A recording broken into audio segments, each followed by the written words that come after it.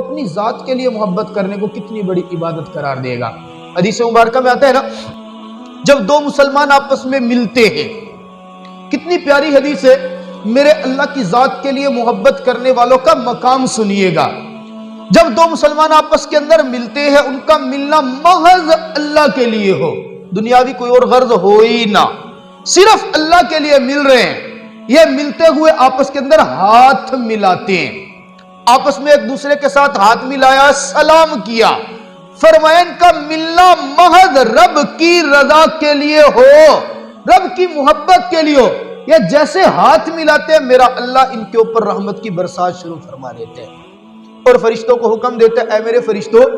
یہ بندے صرف اور صرف میری محبت میں ایک دوسرے سے مل رہے ہیں، ان کا ملنا مجھے رب ذوالجلال کو اتنا پسند آیا کہ ان کے ہاتھ چھوٹنے سے پہلے ان کے گناہوں کی معافی کا اعلان کر دو۔